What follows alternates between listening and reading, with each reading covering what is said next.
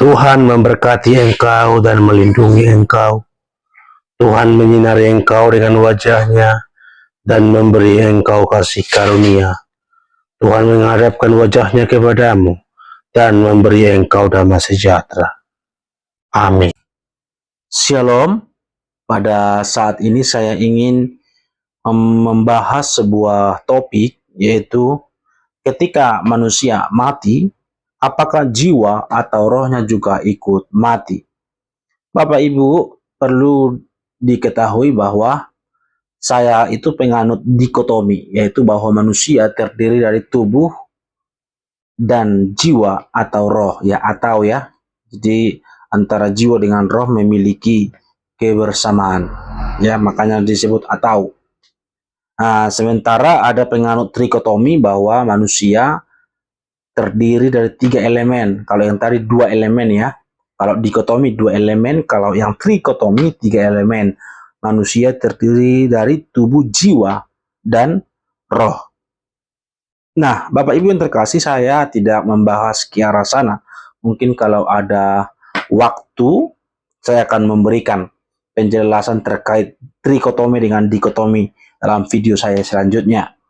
Nah, di sini saya lebih membahas kepada manusia mati. Apakah juga jiwa atau rohnya juga ikut mati atau lenyap? Bapak Ibu, ada juga beberapa pandangan yang mengatakan ketika manusia mati, jiwanya atau rohnya akan tertidur dan akan bangun pada ketika hari penghakiman nanti. Ya, tertidur. Sering disebut dalam bahasa Inggris sleeping soul. Ya. Nah, ada juga pandangan yang lebih ngeri, ya, lebih parah lagi, begitu ya, bahwa manusia, ketika manusia mati, tubuhnya mati, maka rohnya atau jiwanya ikut juga mati, ya. Jadi kekekalan itu tidak ada pada jiwa, katanya begitu ya. Nah, tapi saya sendiri tidak setuju dengan kedua hal itu.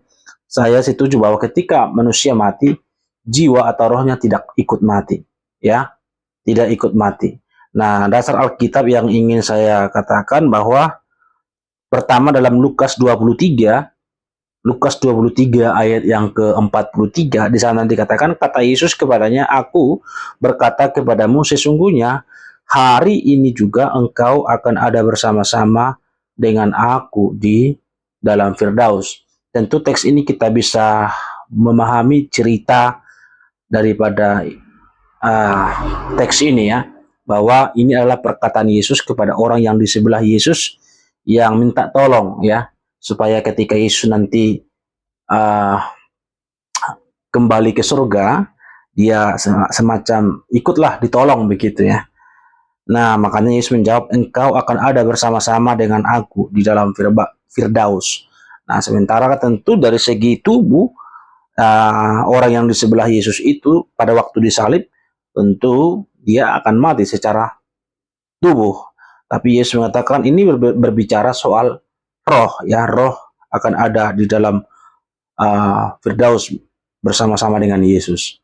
Nah, kemudian di dalam Matius pasal yang ke-17 juga ayat 2 sampai ayat yang ketiga, di sana dikatakan lalu Yesus berubah rupa, ini disebut transfigurasi ya, lalu Yesus berubah rupa di depan mata mereka, wajahnya bercahaya seperti matahari dan pakaiannya menjadi putih bersinar seperti terang.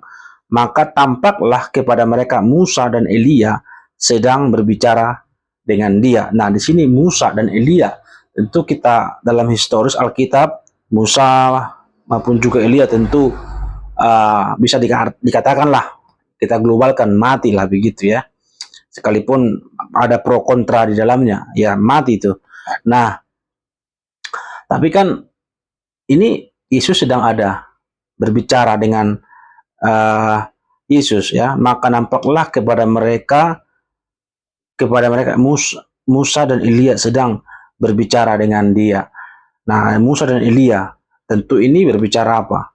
Juga berbicara soal jiwa atau roh daripada Musa dan Elia. Nah, Bapak Ibu, kemudian kita coba melihat ayat yang selanjutnya, yaitu dari Wahyu ya. Wahyu pasal yang ke 6 ayat yang ke-9 di sana dikatakan, dan ketika anak domba itu membuka meterai yang kelima, aku melihat di bawah mesbah jiwa-jiwa mereka yang telah dibunuh. Jiwa-jiwa mereka yang telah dibunuh oleh karena firman Allah dan oleh karena kesaksian yang mereka miliki.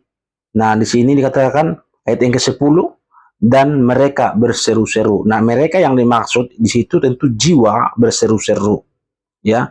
Ini semacam mati martir, ya. Dan ketika anak domba itu membuka meterai yang kelima, aku melihat di bawah mesbah jiwa-jiwa mereka yang telah dibunuh oleh karena firman Allah dan oleh karena kesaksian yang mereka miliki. Nah, ayat yang ke-10, dan mereka berseru-seru. Nah, mereka yang dimaksud di sini adalah jiwa itu, ya, jiwa-jiwa itu yang berseru-seru. Nah, Bapak Ibu, dari beberapa teks yang telah saya bacakan, tentu kita bisa menyimpulkan bahwa pandangan yang pertama maupun yang kedua yang mengatakan bahwa manusia ketika mati jiwanya itu tertidur dan akan bangkit atau bangun nanti pada hari penghakiman, dan juga pandangan yang mengatakan jiwanya tertidur ikut juga mati, tentu itu sudah terpatahkan oleh teks-teks ini. Jadi Bapak Ibu yang terkasih, ini merupakan juga sebuah uh, ucapan syukur, ya.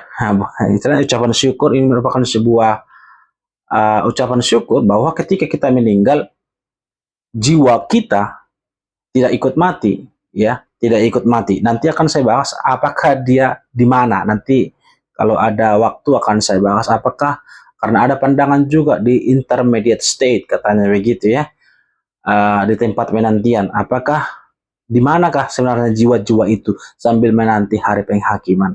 Nah, apakah ketika orang yang percaya jiwanya ke surga, yang tidak percaya ke neraka, atau di mana, di awang-awang atau di tempat penantian yang saya katakan tadi, ya. Nah, Bapak Ibu, tapi saya tidak membahas ke sana. Saya fokus dulu kepada teks ini bahwa ketika manusia mati, maka jiwa atau rohnya tidak mati. Kiranya Bapak Ibu penjelasan ini menolong supaya kita semakin hari cinta akan Tuhan, cinta akan kebenaran, dan senantiasa hidup bersaksi untuk kemuliaan Tuhan. Tuhan Yesus memberkati. Shalom.